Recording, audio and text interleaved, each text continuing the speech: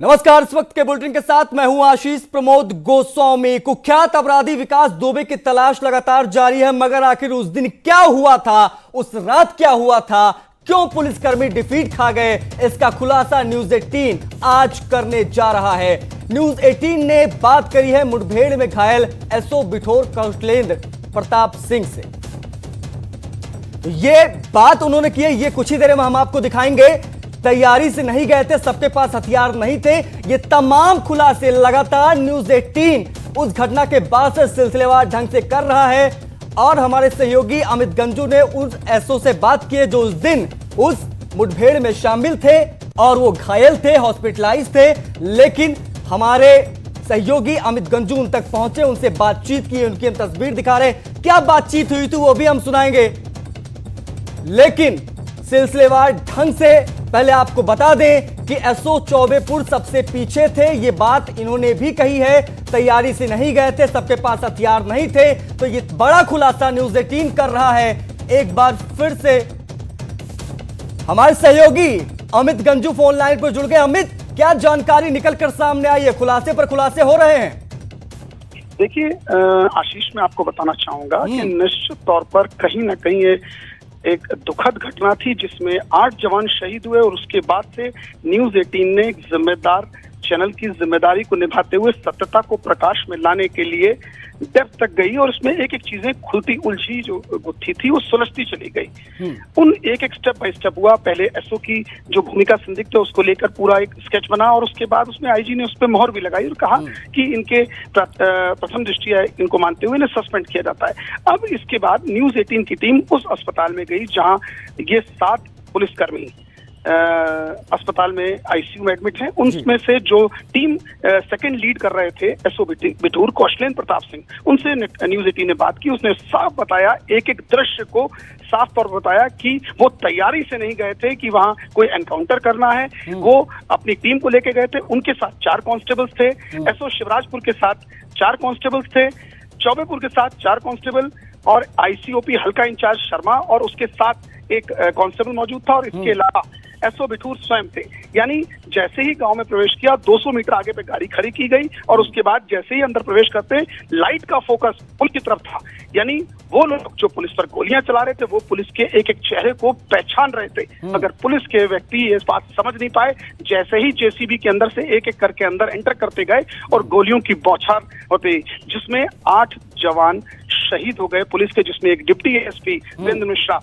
जब गोलियों की तड़तड़ाहट हुई तो जब तक कुछ समझ पाते कौशलेंद्र प्रताप सिंह और उसके सहयोगी, तब तक उनके साथ मौजूद चौकी इंचार्ज मंदना के पेट में गोली लग चुकी थी। क्योंकि अंधेरा इतना था, जब उन्होंने उसके पेट पे हाथ रखी तो उसके खून निकल रहा था। उन्होंने उसको साइड के एक मकान की शेल्टर के नीचे हटाया, लेकिन जब तक वो कुछ समझ पाते फिर गोलियों की बौछार हुई।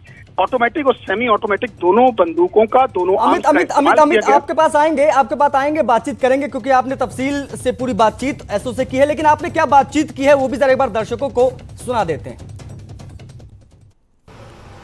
चौबेपुर के बिकरू में दर्दनाक घटना हुई, जिसके बाद कई पुलिसकर्मी शहीद हुए और कईयों का अस्पताल में इलाज चल रहा है। इस वक्त में जिस अस्पताल में आप वार्ड्स में देख सकते हैं, तमाम जांबाज, तमाम जो कांस्टेबल्स हैं या सब इंस्पेक्टर्स हैं, ऑफिसर्स हैं, यहाँ मौजूद हैं और कई लोग एडमिट भी हैं। इसके जो न्यूज 18 की टीम पहले ऐसे जांबाज के पास आके खड़ी है जिनसे जानना चाहिए वास्तविक सर उस रात वास्तविकता हुआ क्या सर? वास्तविकता ये हुई कि हम लोगों को जो है बुलाया गया था, फोन करके बुलाया गया था कि ऐसा है, एक दबिश है तो वहाँ चलना है। चूंकि पड़ोसी थाना होने के नाते अक्सर हम लोग एक दूसरे की मदद भी करते रहते हैं, तो उसी के तहत जो है हम लोग जो है यहाँ से अपने यहाँ से करीबन 12:30 बजे जो है वो निकल लिए थे जहाँ पे दबिश देनी थी। तो हम लोगों को जो है एसओ चौबेपुर जो है वो हमको बेला क्रॉसिंग पे मिले थे, वहाँ से हम लोग भी उनके खेमे में शामिल हो गए थे। और हम लोग जब पहुँच गए हैं वहाँ पे तो गाड़ियाँ हम लोगों ने तकरीबन 200-250 मीटर पहले ही खड़ी कर दी थी और उसके बाद सारे लोग जो हैं यूनाइट होकर गए थे। इसमें एसओ शिवराजपुर साहब भी थे और सीओ बिल्लौर साहब भी थे, बाकी का हमारा फोर्स था, चौबेपुर का भी फोर्स था। हम लोग जो ही गए हैं तो जाने के बाद में पैदल जा रहे तो रास्ते में हम लोगों ने एक जो है जेसीबी खड़ी हुई दिखी थी और जेसीबी को कुछ इस तरीके से खड़ा किया था उन लोगों ने कि वहाँ से पैदल कोई ना, मतलब गाड़ियों से ना निकल पाए बल्कि एक एक करके निकल पाए। और यूं ही हम जेसीबी को क्रॉस किए हैं उसी समय क्या है ना, अचानक हम लोगों के ऊपर विदिन 1 मिनट हमारे ऊपर कम से कम 20 फायर जो है वो अचानक आ गए। और उसी पहले राउंड में हम 3 लोगों को जो है हम गोली लग चुकी थी। बाकी लोग जैसे फायर हुआ तो वैसे ही सब लोग तितर बितर हो गए थे। तो उसमें जिसको जहां जगह मिली वहां पे वो छिपने का प्रयास किया। बाद में चूंकि हमारे साथ में जो 2 कांस्टेबल जो थे वो मेरे साथ में ही थे बिल्कुल, तो उसमें से एक कांस्टेबल को गोली लग गई थी, अजय सेंगर को। तो अजय सेंगर ने मुझे बताया कि सर मुझे गोली लग गई है और मुझे पेट में गोली लगी है। तो उसकी गोली को जो है मुझे समझ में आया कि उसकी गोली जो है सीरियस है, तो उसको बचाने के लिए, उसको ट्रीटमेंट अवेलेबल कराने के लिए हम लोग जो है साइड से थोड़ा सा एक ट्रॉली पड़ी थी वहाँ, और ट्रॉली की आड़ को लेते हुए कवर फायर देते हुए निकले। और निकलने के बाद में फिर किसी तरह से जो है हम लोग उसको बचाते हुए फिर निकल के आ पाए। सर क्या आप लोगों की तरफ से फायरिंग हुई कि आप लोग फिर गए थे? हमारी तरफ से मेरे द्वारा तो फायर किया गया, मैंने अपनी पिस्टल से जो है 4-5 राउंड फायर किया था वहां से निकलने के लिए, लेकिन और नहीं बता सकता हूं कि और फायर हुआ था कि नहीं हुआ था, क्योंकि आवाज एक एकाएक जो है आवाज कई सारे फायरों की थी, तो उसमें डिफरेंशिएट करना बड़ा मुश्किल था कि किसका फायर हुआ है किसका फायर नहीं हुआ है। सर आपको किसकी गोली लगी और सीओ साहब कैसे एक्सपायर किए? ये तो मैं नहीं बता सकता कि मुझे किसकी गोली लगी है, क्योंकि गोलियां अंधाधुंध गोलियां चल रही थी, तो ये नहीं पता किसकी गोली लगी है। और हमारे 3 जगह पे, एक यहाँ पे, एक यहाँ पे, एक यहाँ पे, 3 जगह पे जो है हमें गोली लगी थी। तो सीओ साहब कैसे? सीओ साहब का जो है, चूंकि सीओ साहब सब लोग छितर बितर हो गए थे उस समय, ये नहीं देख पाए कि कौन कहाँ पे छिपा हुआ है या कौन कहाँ पे आड़ लिए है। तो बाद में संभवतः है, चूंकि जहाँ पे वो जेसीबी खड़ी हुई थी, क्योंकि मैंने सोशल मीडिया में जो वीडियो वगैरह वायरल हुए हैं उसमें देखा है, तो जहाँ पे वो छिपे हुए थे वो उस घर के जस्ट ऊपर से भी फायरिंग हो रही थी। सर चारों तरफ से फायरिंग हो रही थी कि सिर्फ एक घर से? विकास दुबे घर से? मैं 3 डायरेक्शन तो मुझे खुद ही पता है, 3 डायरेक्शन से फायरिंग श्योर हो रहा था, एक डायरेक्शन का नहीं पता, लेकिन 3 डायरेक्शन से फायरिंग हो रही थी। तो सर क्या लगा, तैयारियां पूरी थी कि फुल पूरी तरह से? बॉडी प्रोटेक्टर नहीं पहना था? नहीं, हमारी तरफ से ऐसा है, चूंकि हम लोग बिल्कुल भी इस तरह से नहीं गए थे कि इस तरह की कोई भी इंसिडेंस हो सकता है, और लेकिन उन लोगों को पूरी तरह से प्रिपेयर था, उनको पूरी तरह से पता था कि कहाँ कहाँ पे हम लोगों को रहना है, वो लोग पहले से थे और उनको कुछ भी ब्रीफ करने की जरूरत नहीं थी, ऑलरेडी सब ब्रीफ थे कि जैसे ही जेसीबी क्रॉस करेंगे और इन सब लोगों को जो है मार देना है, फायर करके मार। सर कुछ ईंट पत्थर भी चले और अंधेरा था वहाँ, लाइट बंद कर दी? अंधेरा था, लेकिन अंधेरा उन लोगों के लिए अंधेरा नहीं था, हम लोगों के लिए अंधेरा था, क्योंकि उन लोगों ने जिस तरह से लाइट को लगाया हुआ था या लाइट का जो फोकस था वो हम लोगों को पड़ रहा था, लेकिन हम लोग उन्हें नहीं देख सकते थे। सर क्या ऑटोमेटिक वेपन से भी फायरिंग हो रही थी? ऑटोमेटिक कुछ सेमी ऑटोमेटिक वेपन्स भी लग रहे थे, क्योंकि जिस तरह से अचानक फायर मतलब हो रहा था, अगर वैसे कोई होता सिंगल शॉट वाला होता तो उसमें जो है उसमें ये दिखाई देता कि थोड़ा टाइम लगता गैपिंग, लेकिन जिस तरह से एकाएक फायरिंग हुई तो उससे लग रहा था कि उनके पास कुछ सेमी ऑटोमेटिक भी वेपन्स हो सकते हैं। सर एक आखिरी चीज, निश्चित तौर पर आपने फेस तमाम चीजें की, आप उसके प्रत्यक्षदर्शी भी हो, क्या बहुत लोग थे छतों पर कि अंदाज लगा सकते कितने लोगों ने? तकरीबन जो है कम से कम 15 से 20 लोग तो रहे होंगे, जो कि 3 जगह से तो डायरेक्शन जो फायरिंग का था, तो कम से कम 4-4, 5-5 लोग भी रहे होंगे, तब भी 15-20 लोग तो हो ही जा रहे हैं। SO-24 बताया पीछे रह गए, उन्होंने कहीं आगे नहीं? नहीं, ऐसा नहीं है, ये कहना गलत है, SO-24 पीछे नहीं रहे, लेकिन चूंकि जब हम लोग जेसीबी को क्रॉस कर रहे थे तो वहां पे इतना ज्यादा स्पेस नहीं था कि सब लोग एक साथ क्रॉस कर सकें। वहां पे क्या है ना, धीरे धीरे, क्योंकि सब लोग लाइन बना के क्रॉस कर रहे थे, चूंकि हमारे भी आगे चौकी इंचार्ज अनूप थे, जो मंदना चौकी इंचार्ज थे वो थे, और उसके बाद में मैं था और मेरी पूरी टीम थी। और चूंकि हम लोग जैसे ही क्रॉस करके गए हैं, उसी के बाद में फिर सीओ साहब और एसओ शिवराजपुर भी क्रॉस किए हैं, लेकिन जैसे ही हम लोग उसके पास तक पहुंचे हैं तब तक एकाएक फायरिंग होने लगा। तो एसओ चौबेपुर जो है वो उस समय पार नहीं कर पाए थे जेसीबी, जब तक फायर होने लगा तो फिर उन्होंने जेसीबी की आड़ ले ली, और जेसीबी की आड़ लेकर के फिर आगे का भी हुआ। एक सिविलियन भी आप लोगों के साथ था जो घायल अस्पताल में, उसकी क्या भूमिका, वो कैसे आपके साथ? सिविलियन के बारे में जो मुझे जानकारी हुई है, वो एसओ चौबेपुर के साथ में ही लड़का रहता है, उनका सहयोगी है, उनके रोजमर्रा के काम करता है, तो वो भी किसी तरह से साथ में ही गया हुआ था वहां पे। तो ये चीज बाद में मुझे जानकारी लगी कि सबके पास असला थे? नहीं, सबके पास असला नहीं थे। हम में से कुछ ही लोगों के पास में असला थे, क्योंकि हम लोग इस तरह से प्रिपरेशन से नहीं गए थे कि वहां पे हमें इनकाउंटर टाइप की कोई चीज झेलनी पड़ेगी। आप लोगों ने विकास दुबे को देखा? विकास दुबे को पहचानते तो नहीं थे हम लोग, ठीक है, लेकिन ये हाँ लोग थे वहाँ, कई लोग थे, तो उसमें मैं पहचानता नहीं था। तो आपने देखा ये जांबाज पुलिस ऑफिसर हैं जिन्होंने उस दिन बराबर से मोर्चा लिया, और इनके साथ के तमाम लोग घायल हुए जो इस अस्पताल में इलाज कर रहे हैं। इनका कहना है कि कई लोग इंजर्ड हुए हैं और जो कई लोग एक्सपायर हुए हैं, वो इस तैयारी से नहीं गए थे कि एनकाउंटर करें, कहीं ना कहीं इनकी तैयारी कम थी, जिसके चलते ये आज यहाँ, इनका साफ कहना है कि यदि और पुलिस फोर्स होता तो शायद वो मोर्चा और अच्छा ले सकते थे। विजुअलिस्ट आशीष पांडे के साथ अमित गंजू, न्यूज़ 18 कानपुर।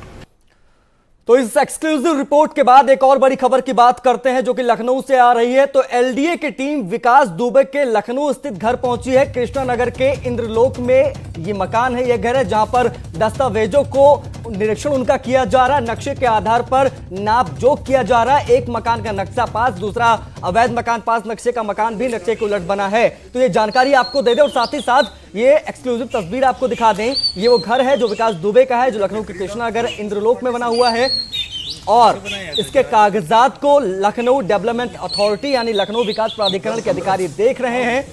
और एक मकान हमने कल टूटते देखा था, इसमें क्या हो सकता है, ये चीजें थोड़ी धीरे निकलकर सामने आएगी। दूसरा मकान अवैध बताया जा रहा है, पास नक्शे का मकान भी नक्शे के उलट बना है। तो ये तमाम जानकारियां निकलकर सामने आ रही है। विकास दुबे से जुड़ी हुई पल पल की अपडेट न्यूज़ 18 आपको दे रहा है। ये वहां की यानी उसके इस विशालकाय घर की एक्सक्लूसिव तस्वीर हम दिखा रहे हैं जो कि लखनऊ में है। एलडीए के अधिकारी यहां पर पहुंचे हुए हैं, जांच चल रही है, दस्तावेजों की देखा जा रहा है, नापजोख किया जा रहा है कि आखिर घर वैध है कि अवैध है। दूसरा मकान अवैध रूप से बना ये पाया गया है, आधार पर जो है उसी के आधार पर नापजोख किया जा रहा है। एक मकान का नक्शा पास है, दूसरा मकान अवैध है। ये एक्सक्लूसिव तस्वीर उस वक्त की हम आपको दिखा रहे हैं जब अधिकारी उस वक्त वहां पर पहुंचे थे और तमाम दस्तावेजों को देख रहे हैं, जांच रहे हैं, परख रहे हैं। क्योंकि विकास दुबे कुख्यात अपराधी जिसने 8 पुलिसकर्मियों को शहीद किया, उसके बाद से वो फरार है। लेकिन कृष्णानगर के इंद्रलोक में है विकास दुबे का ये घर, जहां की एक्सक्लूसिव तस्वीर इस वक्त आप अपनी स्क्रीन पर देख रहे हैं। घर और घर के दस्तावेजों का निरीक्षण लगातार लखनऊ डेवलपमेंट अथॉरिटी के अधिकारी कर रहे हैं। नक्शे का मुआयना किया जा रहा है, जांचा जा रहा है, परखा जा रहा है। उसके बाद इस घर पर भी कार्रवाई हो सकती है, क्योंकि हमने देखा है। राजू हमारे सहयोगी ज्यादा जानकारी के साथ फोन लाइन पर जुड़ गए। राजू, क्या जानकारी, क्या अपडेट निकलकर सामने आ रही है?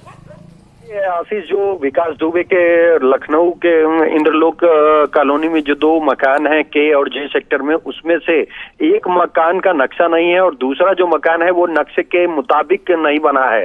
तो ऐसे में अब ये उम्मीद जताई जा रही है कि एलडीए जल्द ही इस मकान को गिरा सकती है, क्योंकि कल एक बार एलडीए की टीम ने इस मकान की नापजोख की थी और इस वक्त भी एक टीम ने एलडीए के विकास दुबे के जो ये मकान है इन दोनों की नापजोख की है और ये पाया है कि ये नियम के तहत नहीं है। जो नक्शा पास किया गया था उसके तहत इस मकान को नहीं बनाया गया है। तो ऐसे में उम्मीद जताई जा रही है कि जल्द ही आज या अब से कुछ देर बाद एलडीए इस मकान को गिराने का फैसला कर सकती है। राजीव, क्या इस घर में कोई मौजूद भी था उस वक्त जब अधिकारी पहुंचे कि ताला लगा हुआ था यहाँ?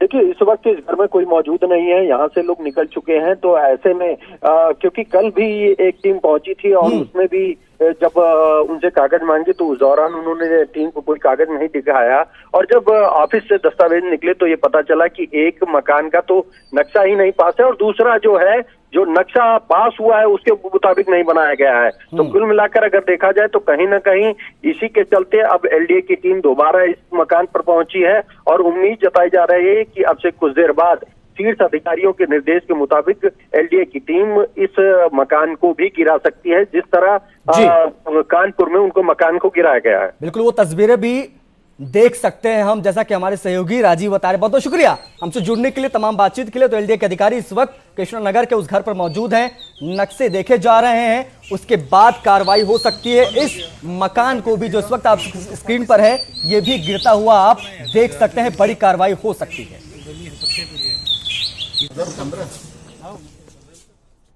कानपुर से एक और बड़ी खबर आ रही है। 3 लग्जरी गाड़ियां लावारिस हालत में मिली हैं। देर रात गाड़ी खड़ी करके कोई गायब हो गया। विजयनगर तिराहे के पास ये तीनों महंगी गाड़ियां मिली हैं, बिना नंबर की ये तीनों गाड़ियां बताई जा रही हैं। गाड़ियों का नाम अगर आपको बताएं तो Hyundai Verna, Audi A, Toyota Fortuner जैसी गाड़ियां यहां पर लावारिस हालत में मिली हैं। अपराध में शामिल होने की आशंका जताई जा रही है। समाज सेवी जय वाजपेयी की यह गाड़ियां बताई जा रही हैं। तस्वीर भी हम आपको दिखा रहे हैं। देर रात किसी ने गाड़ी खड़ी की और वहां से वो गायब हो गया और गाड़ियों का नाम फॉर्च्यूनर, टोयोटा, ऑडी, यानी ये वो महंगी गाड़ियां जो करोड़ों की गाड़ियां हैं, ये विजयनगर में लावारिस खड़ी मिली है। Hyundai Verna, Audi A, Toyota Fortuner जैसी महंगी गाड़ियां वहां पर मिली है। समाज सेवी का नाम सामने आ रहा है, जय वाजपेयी की यह गाड़ियां हैं। ये एक अहम जानकारी हम आपको दे दें। ये अन्नू अवस्थी के साथ की आप फोटो देख रहे हैं, एक्सक्लूसिव तस्वीर भी हम आपको दिखा रहे हैं। 3 लग्जरी गाड़ियां लावारिस अवस्था में मिली है। जांच इसकी चल रही है कि आखिर ये गाड़ियां वहां कैसे पहुंची, किस अपराध में ये संलिप्त थी, क्योंकि अंदेशा लगाया जा रहा है कि अपराध के बाद ही इस तरह की तस्वीरें देखने को मिलती हैं जब इतनी महंगी गाड़ियां एक जगह पर खड़ी होती हैं। ये एक्सक्लूसिव तस्वीरें हम आपको दिखा रहे हैं। समाज सेवी जय वाजपेयी का नाम सामने आ रहा है।